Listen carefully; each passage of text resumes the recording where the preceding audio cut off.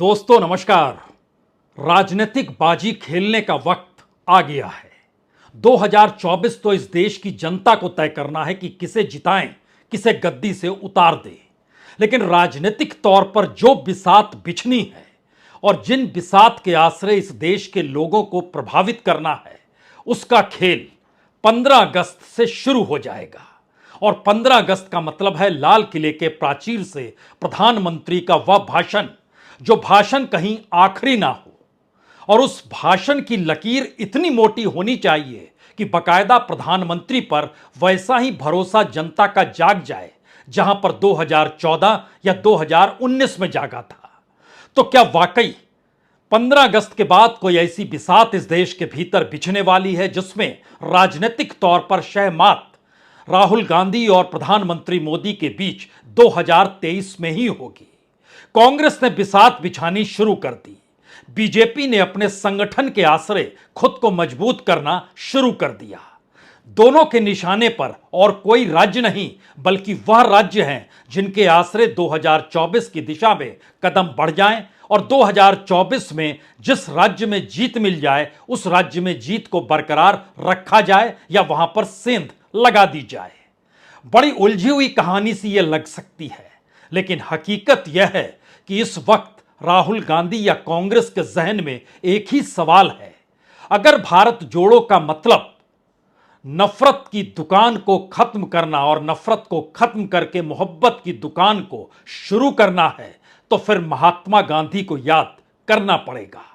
और इस बार भारत जोड़ो की दिशा पोरबंदर से शुरू की जाए, यानी गुजरात की उस जमीन से जिसकी राष्ट्रीय और अंतर्राष्ट्रीय पहचान प्रधानमंत्री मोदी से नहीं बल्कि महात्मा गांधी से जुड़ी है। और महात्मा गांधी के विचारों को कांग्रेस के साथ आत्मसात करते हुए एक ऐसी विचारधारा की लड़ाई इस देश के भीतर में राजनीतिक लकीर के जरिए खींच दिया जाए, जिसके बाद उत्तर प्रदेश भी, जो बीजेपी और संघ की प्रयोगशाला के तौर पर इस दौर में बहुत ज्यादा फल फूल रही है, वहां पर भी कांग्रेस अपनी जड़ों को जमा ले या फिर इंडिया की मौजूदगी ठसक के साथ इस राज्य में नजर आने लगे।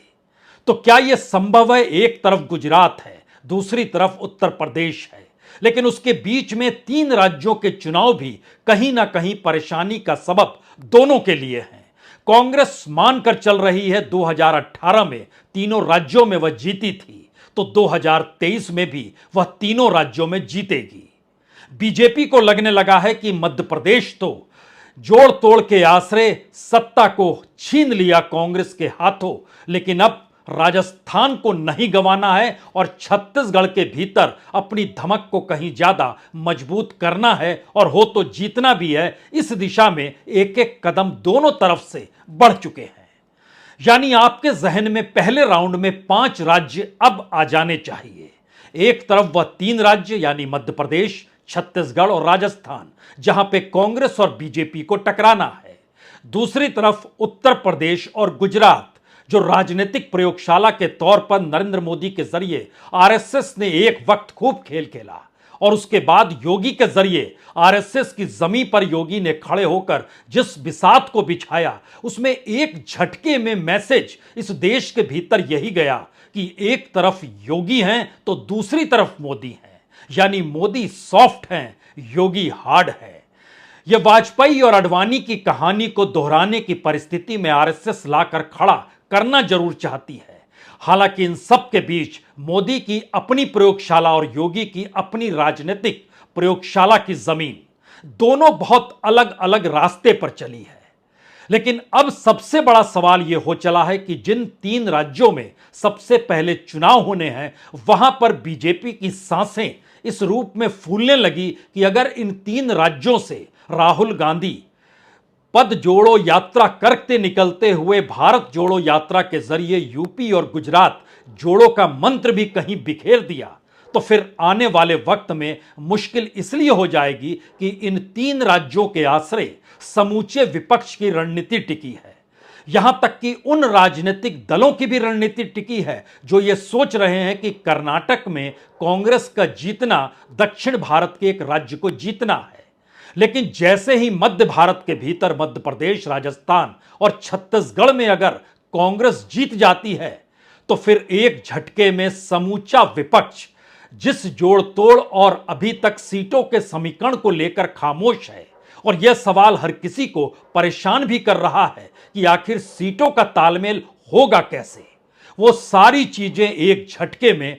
गायब हो जाएंगी। और घबराहट इस बात को लेकर इस हद तक बीजेपी के भीतर पहुंच चुकी है जहां पर उसने अपने पुराने नेताओं को तरजीह देना शुरू कर दिया। यह सोचकर तरजीह देना शुरू किया कि अभी ना तो कोई नया राजनीतिक प्रयोग कर सकते हैं और ना ही अपने चेहरे और अपने कद के बूते सत्ता में लौट सकते हैं। यानी तीसरी बार कैसे लौटेंगे, यह शायद सबसे मुश्किल सवाल इस दौर में हो चला है, क्योंकि सभी को पता है कि 2019 से पहले और 2019 के बाद, अगर दो दो घटनाओं का जिक्र करें तो 2014 के बाद एक तरफ नोटबंदी थी और दूसरी तरफ जीएसटी थी, जिस पर खामोशी बरतते हुए यू टर्न लेने की स्थिति में प्रधानमंत्री मोदी को आना पड़ा।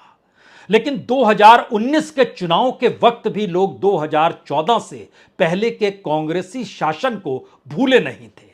शायद इसीलिए 2019 में उन तमाम राज्यों में जनता ने कांग्रेस को मात दे दी जहां पर सीधी टक्कर बीजेपी और कांग्रेस के बीच थी। लेकिन अब 2019 नहीं 2023 है, और 2019 के बाद की दो बड़ी घटनाएं भारत की राजनीति में किसी बंद दरवाजे पर लगे मोटे सत्ता के ताले पर जाकर अटक गई है, जहां पे प्रधानमंत्री एक शब्द भी बोलने से कतराते हैं। वो अडानी कांड है और वो मौजूदा वक्त में मणिपुर की घटना है। सवाल है, क्या बीजेपी इतना बैकफुट पर आ चुकी है जहां प्रधानमंत्री एक भी शब्द बोलने से कतरा रहे हैं? क्या वाकई बीजेपी इतने ज्यादा बैकफुट पर है जहां पर इस दौर में भारत जोड़ो यात्रा का दूसरा सत्र जो शुरू होगा उसके बाद वह अभी से हिचकोले खाने लगी है? क्या वाकई इस दौर में बीजेपी इतनी ज्यादा डिफेंसिव मूड में है जहां पर वह किसी भी हालत में उस परसेप्शन को खोने देना नहीं चाहती है कि मोदी का कोई विकल्प है ही नहीं इस देश के भीतर में? क्या वाकई ऐसी स्थिति है, या इसके उलट दूसरी तरफ से देखना शुरू कीजिए तो क्या कांग्रेस समझ चुकी है पहले दौर की भारत जोड़ो यात्रा के बाद दूसरे दौर की भारत जोड़ो यात्रा इस दौर में बीजेपी को उन जगहों से गायब कर देगी जहां पर बीजेपी का वर्चस्व है किसी दूसरे छत्र पर नहीं बल्कि कांग्रेस के ऊपर। और एक झटके में कांग्रेस यह महसूस करने लगी है कि पहली बार परसेप्शन की लड़ाई को अगर मजबूत करना है तो बीजेपी और संघ के गढ़ में जाकर सेंध लगानी होगी और खुले तौर पर ऐलानिया कहना होगा कि दरअसल कांग्रेस की विचारधारा क्या है, इस देश का मतलब क्या है, और मौजूदा वक्त में जिस प्रयोगशाला के तहत गुजरात और उत्तर प्रदेश को मथा गया वो कितना गलत है, तो क्या वो सही हो जाएगा? और तीसरी परिस्थिति है, अगर वाकई इस देश के तमाम विपक्षी राजनीतिक दल जो अपने अपने राज्यों में मजबूत हैं, अगर 3 राज्यों के चुनाव परिणाम के बाद वो कांग्रेस के साथ आकर खड़े हो जाते हैं, और अभी जो खामोश हैं उसमें सबसे बड़ा नाम मायावती का है। मायावती, अखिलेश यादव और कांग्रेस, इन 3 का मिलन अगर उत्तर प्रदेश की जमीन पर हो गया और उस जमीन पर मल्लिकार्जुन खड़गे भी चुनाव लड़ने के लिए मैदान में उतर आए और बिहार की तरफ से चलते हुए या तो मिर्जापुर या फूलपुर अगर नीतीश कुमार पहुंच गए तो एक झटके में बनारस से जो गंगा की खुशबू प्रधानमंत्री मोदी ने यह कहकर बिखेरी थी, मां गंगा ने बुलाया है, एक झटके में काफूर हो जाएगी। तो आइए जरा दोनों की रणनीति और दोनों की परिस्थितियों को समझने की जरूरत आज आन पड़ी है, क्योंकि बिसात दोनों तरफ से बिछ चुकी है और उसको अब सामने लाने की जरूरत है। और प्रधानमंत्री को इंतजार इस बात का है कि 15 अगस्त 2023 को वो कुछ ऐसा भाषण दे जिसके जरिए कांग्रेस और विपक्ष को लेकर जो भी परसेप्शन इस देश में बन रहा है वो धराशायी हो जाए। और उससे पहले जिस संगठन को लेकर मथने की कोशिश लगातार कई महीनों से चल रही थी, उसे जब मथा गया तो बहुत साफ तौर पर बीजेपी को समझ में आ गया कि अब इन्हीं 5 राज्यों के इर्द गिर्द समूची राजनीति को टिकाना होगा। इसीलिए वो वसुंधरा राजे सिंधिया हो या रमन सिंह हो या शिवराज सिंह चौहान हो, तीनों को तरजीह अपने अपने तरीके से चुनाव और संगठन को लेकर दी गई। वसुंधरा को संगठन में लाकर कोई अगर यह समझ रहा है कि संदेश दिया गया कि दरअसल वसुंधरा मुख्यमंत्री नहीं बनेगी और अगर बीजेपी को बहुमत मिल जाता है तो कोई दूसरा बन जाएगा, तो वह हवा में है। वसुंधरा के साथ जो सौदा है वो बहुत साफ सौदा है कि संगठन में रहते हुए और संगठन के आश्रय उपाध्यक्ष पद कोई बड़े कमाल का पद होता नहीं है, सिवाय इसके एक मैसेज ड्रॉप किया जाता है। तो राजस्थान के भीतर जो गहलोत और सचिन और लाल डायरी ये तीन परिस्थितियां निकली हैं, इसका लाभ कैसे उठाना है, वसुंधरा इसे सांगठनिक तौर पर साधे, राजनीतिक तौर पर प्रधानमंत्री मोदी और जेपी नड्डा और अमित शाह इसे बाखूबी देख लेंगे। मैसेज बहुत साफ है जो संगठन के भीतर से निकल कर आया और उसने बहुत साफ तौर पर बतला दिया कि निगाहों में सबसे पहले राजस्थान, मध्य प्रदेश और छत्तीसगढ़ है। कोई ऐसा नया नेता, कोई दूसरा खड़ा हो नहीं सकता है। इसीलिए इन तीनों राज्यों के पूर्व मुख्यमंत्री और मौजूदा मुख्यमंत्री को पनाह दी जाए। वसुंधरा के साथ साथ जिनको खड़ा किया गया उसमें कैलाश विजयवर्गीय भी वहां पर हैं, सौदान सिंह भी वहां पर हैं। कैलाश विजयवर्गीय और सौदान सिंह शिवराज सिंह चौहान के साथ हैं। वसुंधरा अपने तौर पर राजस्थान के भीतर उनके साथ सुनील बंसल को खड़ा किया गया है। छत्तीसगढ़ के भीतर रमन सिंह भी हैं, सरोज पांडे को लाया गया और लता उसेंडी को लाया गया है। तीनों जगहों से जो तीन तीन सदस्यों की नियुक्ति हुई है वह संदेश पहला बहुत साफ है, इन तीन राज्यों पर राजनीतिक तौर पर और सांगठनिक तौर पर ध्यान देना है। आपके जहन में होगा यहां तो कांग्रेस भिड़ेगी, तो क्या कांग्रेस की भी यात्रा क्या उसी दिशा से जाएगी? यकीनी तौर पर माना जा रहा है और लगभग फाइनल हो रहा है कि पोरबंदर से राहुल गांधी दूसरी भारत जोड़ो यात्रा लेकर निकले और उसके तुरंत बाद सबसे ज्यादा दिन राजस्थान में गुजारें, क्योंकि राजस्थान के हालात कुछ अगर बिगड़ रहे हैं तो भारत जोड़ो यात्रा उसे संभाल लेगा। वह उदयपुर का इलाका है, वह चित्तौड़गढ़ का इलाका है, वह कोटा का इलाका है, वह झालावाड़ का इलाका है। इन इलाकों के साथ जुड़े हुए अन्य जिलों में भी लगभग 6 जिले ऐसे हैं जहां से यात्रा को घुमाया जाए और उसके जरिए मजबूत किया जाए। यानी एक तरफ बीजेपी को समझ में आ गया कि सिर्फ मोदी का चेहरा और उनका राजनीतिक कद प्रधानमंत्री के साथ तमगे के साथ लेकर चला नहीं जा सकता है, तो अब संगठन को सहेजना है। तो राजस्थान के बाद यह यात्रा को घुसना है मध्य प्रदेश के भीतर, वो नीमच का इलाका हो, वो मंदसौर का इलाका जहां किसानों ने संघर्ष किया था और वहां पर राहुल गांधी पहुंचे थे। गोलीकांड हो गया, 6-7 किसानों की मौत हो गई। ये एक अलग मसला है कि उसके बावजूद भी कमलनाथ की सरकार जब आई तो वह खुले तौर पर कोई मलहम लगा नहीं पाई और शायद इसकी टीस अभी भी होगी। लेकिन अब उन इलाकों के भीतर, किसानों के भीतर अगर बीजेपी को लेकर गुस्सा है तो उस गुस्से को साथ कौन कैसे लेकर आए, यह दूसरी बिसात मध्य प्रदेश के भीतर भी बचनी है, जहां पर कैलाश विजयवर्गीय, सौदान सिंह और साथ में मध्य प्रदेश के शिवराज सिंह चौहान तो सामने खड़े ही हैं। उनको साथ लेकर चल रही है बीजेपी। तीसरा स्टेट छत्तीसगढ़ का आता है जो इस पदयात्रा के साथ आएगा, जहां पर भूपेश बघेल बहुत मजबूत हैं और राजनीतिक तौर पर कहते हैं जैसे मोदी कह देते हैं कोई विकल्प नहीं, उसी तर्ज पर छत्तीसगढ़ के बीच भूपेश बघेल का कोई जोड़ नहीं है। लेकिन अगला सवाल यह भी है, अगर संगठन के तौर पर देखें तो रमन सिंह, सरोज पांडे और लता उसेंडी के जरिए साधा नहीं जा सकता है। साधना होगा तो ईडी की जरूरत पड़ेगी और माना यही जा रहा है कि जो 2000 करोड़ का खेल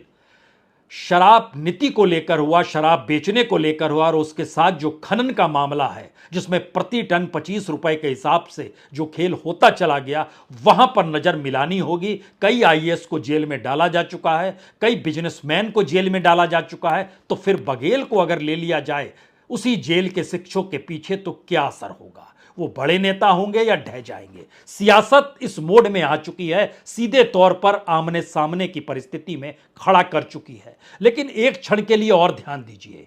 पदयात्रा के वक्त में गुजरात, राजस्थान, मध्य प्रदेश, छत्तीसगढ़, ये पहले 4 राज्य जो निकल कर आते हैं, यहां पर कांग्रेस के पास कुछ भी नहीं है, यकीनी तौर पर कुछ भी नहीं है, क्योंकि यहां के कुल 91 लोकसभा की सीटों में से 87 सीट बीजेपी के पास है और कांग्रेस के पास सिर्फ 3 सीटें हैं। ये कल्पना के परे है कि 4 राज्यों में कांग्रेस के पास 3 सीट और पदयात्रा और भारत जोड़ो यात्रा और जो ईमानदारी की सोच लिए राहुल गांधी जिस राजनीति को रियल टर्म में साधना चाहते हैं, वह परसेप्शन बड़ा महत्वपूर्ण हो गया है। यानी गुजरात के भीतर से जो परसेप्शन निकले वह कांग्रेस के राज्यों में घुसे और उसके बाद कांग्रेस के अनुकूल परिस्थितियां बन जाए, यह पहले राउंड का खेल है। और उसके बाद पदयात्रा जब उसके आगे बढ़ती है तो वह उत्तर प्रदेश, बिहार, बंगाल और असम और अरुणाचल तक जाती है। लेकिन जैसे ही उसके बाद आइएगा, इन 4 राज्यों में उत्तर प्रदेश में गठजोड़ होना है। किस रूप में होगा? जहां मायावती और अखिलेश हो। बिहार के भीतर तो गठजोड़ बना हुआ है, नीतीश और तेजस्वी यादव हैं, आरजेडी और जेडीयू साथ खड़े हैं। लेकिन उसके बाद अगला सवाल बंगाल के भीतर का है, जहां पर लेफ्ट और कांग्रेस को किस रूप में ममता बनर्जी कितना तरजीह देगी, जब कैडर लेवल पे लड़ाई खुलकर हो रही है। और असम के भीतर भी जहां पर कांग्रेस मजबूत स्थिति में रही, बावजूद इसके वह लोकसभा सीटों में वह जीत हासिल नहीं कर पाई, क्योंकि एक तरफ बीजेपी, दूसरी तरफ कांग्रेस, दोनों 40% से ज्यादा वोट के साथ खड़े हैं। उसका 48% तो 3% इनका कम 45%। ऐसे स्थिति के भीतर असम के चुनाव हैं। अब सवाल यहां पर यह है, क्या इन सारी परिस्थिति में जो इन 4 राज्यों के बाद पहला राज्य जो उत्तर प्रदेश 5वें राज्य के तौर पर इस पदयात्रा के साथ जुड़ता है, उस जगह पर कोई बड़ा राजनीतिक प्रयोग इस दृष्टि से हो सकता है, जहां पर योगी का अपना पूरा का पूरा ब्रांड है, योगी का पूरा मॉडल है और योगी एक हार्ड पॉलिटिशियन के तौर पर वहां खड़े हैं, जो मोदी से कहीं ज्यादा हार्ड के तौर पर हैं। और माना यह जाता है कि दरअसल मोदी नहीं तो योगी लाइन में लगे हुए हैं, जो आरएसएस के भीतर चर्चा होती है। लेकिन एक क्षण के लिए समझिए, अगर गुजरात और यूपी के परसेप्शन में सेंध लगा दी गई और उसके बाद अगर दिल्ली की सत्ता डगमगाने लगी, तो ना योगी बचेंगे ना शाह बचेंगे। मोदी की सत्ता जब तक है तभी तक योगी की मौजूदगी का एहसास हार्ड के तौर पर है, अन्यथा वह रूल ऑफ लॉ के दायरे में चला जाएगा और स्थितियां बिल्कुल बदल जाएगी। शायद यही वो वजह है जहां पर कांग्रेस अब उस परसेप्शन को खुले तौर पर सामने बिखेरना चाहती है कि अब ना गुजरात छोड़ना है ना उत्तर प्रदेश छोड़ना, और उसके बीच की जो 3 राज्यों की कतार है वह तो साथ खड़ी ही है। अगर यूपी के भीतर घुसते हैं तो मुश्किल बीजेपी के साथ होती है, तो इसके लिए और इसको जानते समझते हुए संगठन में जो पूरा फेरबदल किया गया, सबसे ज्यादा लोग, कुल 39 लोगों का बीजेपी का संगठन जिसकी अगुवाई नड्डा जी कर रहे हैं, यानी वो प्लस 38 लोग, इसमें से 9 लोग जो हैं वह उत्तर प्रदेश से आते हैं। सबसे ज्यादा, हर वक्त के लिए सबसे ज्यादा 9 लोग, और उसमें एक मुस्लिम नेता की एंट्री होती है। वह मुस्लिम शख्स जो अलीगढ़ मुस्लिम यूनिवर्सिटी के वाइस चांसलर रह चुके हैं, और वाइस चांसलर रहते वक्त जब सीएए और एनआरसी को लेकर शोर मचा था, तो अलीगढ़ मुस्लिम यूनिवर्सिटी में जब शोर हुआ, छात्र निकल कर आ गए, तो पहली बार यूनिवर्सिटी के कैंपस में पुलिस किसी ने बुलाई और छात्रों का साथ किसी वीसी ने दिया, तो वह यही शख्स था जो इस वक्त और कहीं नहीं बीजेपी के संगठन में आकर खड़ा हो गया है। अब यहां पर यह सवाल है कि अगर उनके संगठन में खड़े होने से इतना लाभ मिल जाएगा, तो क्या वाकई ये माना जाए कि इससे पहले मुख्तार अंसारी और शहनवाज हुसैन कुछ नहीं कर पाए, या फिर इसके आगे की परिस्थिति इस रूप में देखा जाए कि जो नए मुस्लिम चेहरे का आगमन हुआ है उसके जरिए कहीं शिया सुन्नी से हटकर पासमानदा समाज को अपने साथ लाने की सोच तो नहीं है? हो सकता है यह भी हो, लेकिन उसके बाद का सवाल यह है कि अगर वाइस चांसलर अलीगढ़ यूनिवर्सिटी के निकल कर आते हैं, तो इसी तर्ज पर केरल से भी एक मुस्लिम को लाकर खड़ा किया गया है। और जहां उत्तर प्रदेश के गढ़ का हाल है, तो संगठन में जिन 8 चेहरों को लाया गया, वो 8 चेहरे कौन हैं, और उन 8 चेहरों के आश्रय जिन परिस्थिति को खींचा जा रहा है, उसमें सबसे पहला नाम तो आपको लेना होगा वहां पर तारिक मंसूर, जिसका जिक्र हम अलीगढ़ मुस्लिम यूनिवर्सिटी के तौर पर कर रहे हैं। इनका संघ से जुड़ाव उसी समय हो गया था जब ये वीसी बने थे, ये माना गया, इसीलिए सीए एनआरसी का जिक्र होता है। लेकिन उससे बड़ी बात यह है कि दारा शिकोह की कब्र की तलाश करने की परिकल्पना इन्हीं के द्वारा दी हुई थी संघ को, और जो बीजेपी के पास तक पहुंची। और केरल से अब्दुल्ला कुट्टी जुड़े हैं, यानी यहां से तारिक मंसूर उत्तर प्रदेश से और अब्दुल्ला कुट्टी केरल से जुड़े हैं। लेकिन उत्तर प्रदेश में सेंध ना लगे, इसके लिए सोचिए उपाध्यक्ष पद पर 3 लोगों को लाया गया। लक्ष्मीकांत वाजपेयी सांसद हैं, रेखा वर्मा, तारिक अनवर, इन तीनों को उपाध्यक्ष बनाया गया। राष्ट्रीय महासचिव के तौर पर अरुण सिंह को लाया गया, राधा मोहन दास अग्रवाल को लाया गया, राष्ट्रीय सचिव सुरेंद्र सिंह नागर को बनाया गया, कोषाध्यक्ष राजेश अग्रवाल को बनाया गया, सह राष्ट्रीय सचिव शिव प्रकाश को बनाया गया। यानी 9 लोग उत्तर प्रदेश से, और साधना यह है कि उत्तर प्रदेश में किसी भी हालत में सेंध लगनी नहीं चाहिए। और सही मायने में देखिए तो अगर राहुल की भारत जोड़ो यात्रा गुजरात के पोरबंदर से शुरू होती है, और माना जा रहा है, अभी तक कोई तारीख तय नहीं, लेकिन 2 अक्टूबर बेहतरीन दिन है, और उसके बाद से चीजें शुरुआत होती हैं। लोगों के जहन में हो सकता है दांडी मार्च याद आए, हो सकता है महात्मा गांधी की विचारधारा याद आए, हो सकता है कांग्रेस के भीतर भी जब हिंदू और मुस्लिम की लकीर खींची जा रही थी तो महात्मा गांधी ने अपने विचारधारा के तहत अंग्रेजों को काउंटर करने के लिए कहीं बड़ी लकीर खींच दी थी। राहुल गांधी उसी दिशा में एक बड़ी लकीर 2024 से पहले 2023 में ही खींचना चाहते हैं, और उन्हें पता है कि 2023 के तीनों राज्यों के चुनाव परिणाम 2024 को न सिर्फ सीधे तौर पर प्रभावित करेंगे, बल्कि एक झटके में उनके खुद का कद राजनीतिक तौर पर समूचे विपक्ष की मंडली के भीतर कितना महत्व है, और जिस इंडिया को खोजा जा रहा है उस इंडिया के दायरे से इसी विपक्ष ने एक वक्त कांग्रेस को चाहे दरकिनार कर दिया हो, लेकिन इस मौजूदा राजनीतिक घटनाओं के बीच राहुल गांधी एकमात्र चेहरा है, एकमात्र नेता हैं जो तमाम विपक्षी राजनीतिक दलों के ऊपर आकर खड़े हो गए हैं, और कोई उनको काउंटर करने की स्थिति में नहीं है। इस राजनीति को साधने के लिए इन 3 राज्यों के चुनाव परिणाम के बाद राज्यों के समीकरण की परिस्थिति आएगी, क्योंकि जब आप इसके भीतर जाते हैं तो यह यात्रा बिहार में घुसती है, बंगाल में घुसती है, असम में घुसती है, अरुणाचल प्रदेश तक जाती है, और नॉर्थ ईस्ट के भीतर की मौजूदा हालात क्या है ये इंडिया के 21 सांसद घूम कर आ गए, लोगों से मिल कर आ गए, उनके दर्द को बांट कर आ गए, उनको कागज में पिरोकर वहाँ के राज्यपाल को, गवर्नर को अपने प्रतिवेदन सौंप के आ गए, ये बताते हुए कि अगर शांति है तो लोग बंकर में क्यों रह रहे हैं, अगर शांति है तो लोगों की दिनचर्या क्यों नहीं सामान्य तरीके से चल रही है, और अगर शांति नहीं है तो जिस तरीके से बच्चे कॉलेज स्कूल छोड़कर हाथों में बंदूक लिए हुए गार्ड कर रहे हैं रात रात भर अपने समुदाय को लेकर, यह कौन सी परिस्थिति है। जाहिर है ये सारी चीजें पार्लियामेंट में अविश्वास प्रस्ताव के वक्त कही जाएगी, लेकिन पहली बार डगमगाती और हांफती हुई बीजेपी को साधने वाले नेताओं के सामने एक संकट सबसे बड़ा हो चला है। एक तरफ 2024 का चुनाव है जिसमें इंडिया को काउंटर करना है, दूसरी तरफ इन 3 राज्यों के चुनाव हैं जहां पर इंडिया नहीं है, कांग्रेस है। एक तरफ अपने संगठन के जरिए और कार्यकर्ताओं को एकजुट करने के लिए जो अलग अलग लकीर खींची गई, उसमें बताया गया कि वो चाहे पन्ना प्रमुख हो, बूथ प्रमुख हो, पंचायत के तौर पर हो या जिले के तौर पर हो, उनको किस रूप में काम करना है। लेकिन दूसरी तरफ जिस धारा को लेकर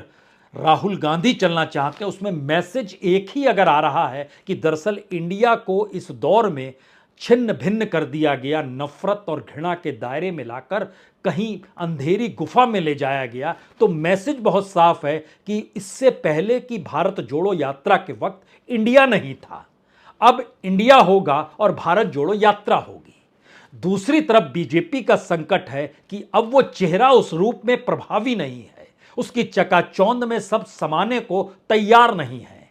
और जिस तरीके से छोटे छोटे राजनीतिक दल नहीं बल्कि छोटा और बड़ा अपराध किए हुए, जिनका नाम मंचों से और किसी ने नहीं, प्रधानमंत्री ने करप्ट कहकर लिया, अगर उन्हीं का साथ में है और उसके जरिए सोशल इंजीनियरिंग भी करनी है और वोटों का जुगाड़ भी करना है, और उसके साथ सांप्रदायिकता की एक मोटी लकीर,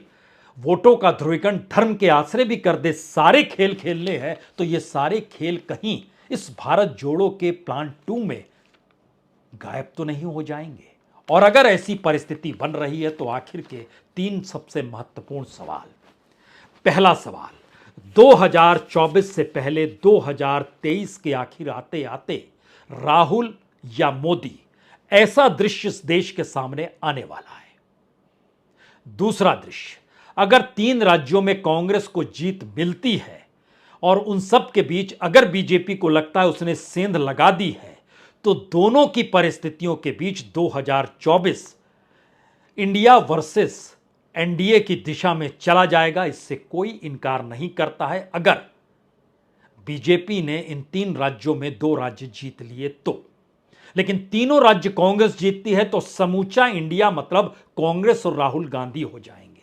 और तीसरी परिस्थिति शायद कहीं बड़ी है। यह तीसरी परिस्थिति इन 3 राज्यों के चुनाव परिणाम के बाद की उस सियासत को साधती है जिस सियासत के पीछे नेताओं की फौज नहीं होगी,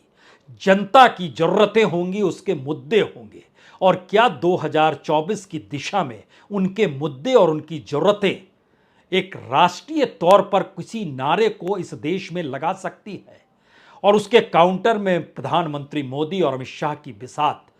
राजनीतिक तौर पर जो भी खेल खेले, उसमें एक झटके में यह चुनाव जनता वर्सेस मोदी तो नहीं हो जाएगा। इंतजार शायद उसी दिशा का है, बिसात शायद उसी दिशा की है। इसीलिए सांस फूल रही है, संगठन बनाए जा रहे हैं, नई बिसात बिछाने की कोशिश हो रही है। दिल्ली में कम, ध्यान राज्यों में ज्यादा है। और दूसरी तरफ एक ही बिसात बिछ रही है कि इस वक्त तो भारत जोड़ो भी और इंडिया भी अपने साथ है और संसद से भागते और खामोश रहते प्रधानमंत्री सामने खड़े हैं। तो फिर सब कुछ 2023 में ही तय होना है, तो हो ही जाए। बहुत बहुत शुक्रिया, बहुत बहुत शुक्रिया।